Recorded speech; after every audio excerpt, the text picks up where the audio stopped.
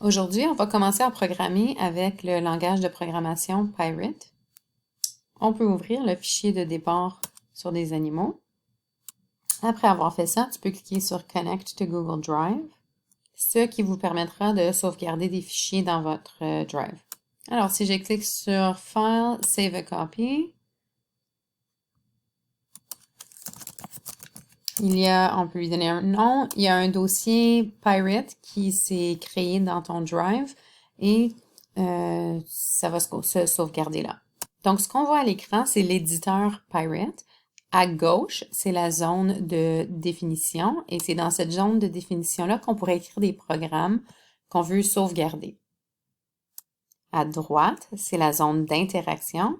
Ça me permet d'expérimenter avec différentes lignes de code, mais ça ne va pas sauvegarder mon travail. Pour aujourd'hui, on va travailler seulement ici à droite dans la zone d'interaction. Dans le langage de programmation Pirate, les symboles dièse, donc les hashtags, ça représente des commentaires. Donc, l'ordinateur ne lit pas ça, c'est des commentaires pour qu'on puisse comprendre ce qu'il y a dans le code.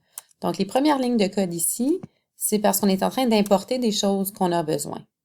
On importe un fichier qui s'appelle Bootstrap Data Science. On importe des fichiers qui vont nous aider à travailler avec Google Sheets, avec des tableaux et avec des images. Donc, ce sont des choses qu'on aura besoin dans le cours. Il y a une ligne de code ici qui est en train de définir une variable qui s'appelle Shelter Sheet comme étant un tableur. Donc, spreadsheet en anglais.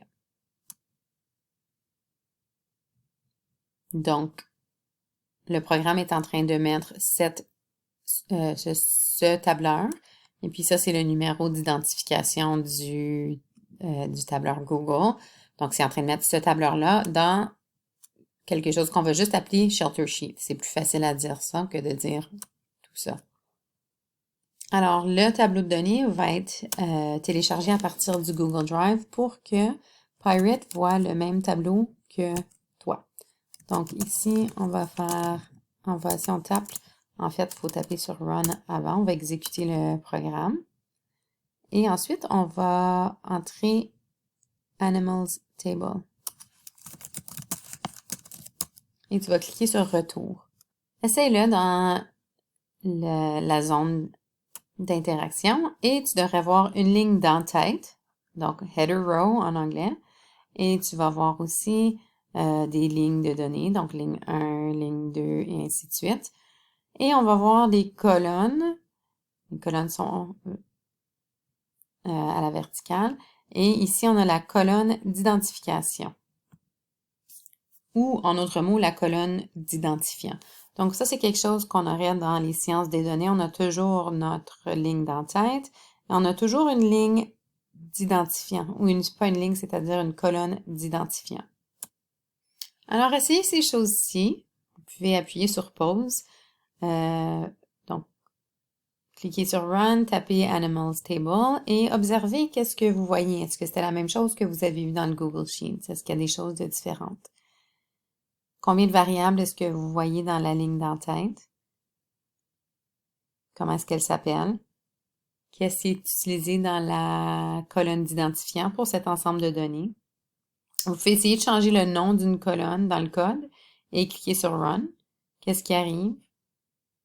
Qu'est-ce qui arrive si vous supprimez une colonne de la liste ou si vous en ajoutez? Alors, essayez d'aller essayer différentes choses ici. Modifiez dans le code. Inquiétez-vous pas, vous n'allez pas briser quoi que ce soit. Donc, vous pouvez venir essayer des choses, cliquez sur Run, observez ce qui se passe. Alors, ça vous a donné un bel aperçu de comment on peut utiliser Pirate. Ici, Pirate, ou comme tous les langages de programmation, nous permettent d'utiliser différents types de données. Donc, il y a des nombres, il y a des nombres, des chaînes de caractères. En anglais, on dit strings. Okay, donc, c'est vraiment des mots. Et des valeurs booléennes. Donc, les nombres, alors comme ici, l'âge, ce serait un nombre ou le nombre de pattes ici. On a les chaînes de caractères, en anglais strings. Donc ça, c'est les mots. On a les noms des animaux, l'espèce, le sexe, c'est aussi des chaînes de caractères. Et finalement, la troisième type de données, c'est une valeur booléenne. Une valeur booléenne, c'est quand ça peut être vrai ou faux. Alors, dans Pirate, on peut utiliser les opérateurs mathématiques habituels, donc plus, moins, ça c'est multiplication, on utilise ce symbole. Division, on va utiliser ce symbole-là. Parfois, on veut comparer des valeurs pour toutes sortes de raisons. Donc, on veut comparer, on appelle ça des opérateurs booléens. Quand je veux comparer, est-ce que cette valeur-là est égale à une autre valeur? Donc, le signe d'égalité, on va mettre deux signes d'égalité un à côté de l'autre. Et ainsi de suite. Donc, il y a différents opérateurs de comparaison. Et puis, ces opérateurs de comparaison-là, entre autres, c'est ce que vous allez explorer aujourd'hui dans ce document-là. Alors, vous allez faire les exercices 1, 2, 3 dans le document. Vous allez explorer ici, dans la zone d'interaction. Donc, on nous demande, la première question, ça nous demande de taper 42 et on te demande qu'est-ce qui arrive. Donc, tu as vraiment juste à aller écrire qu'est-ce qui se produit ici. On continue. Et puis, vous allez vraiment juste suivre les directives ici, dans la zone d'interaction et noter vos observations. Et c'est tout pour aujourd'hui.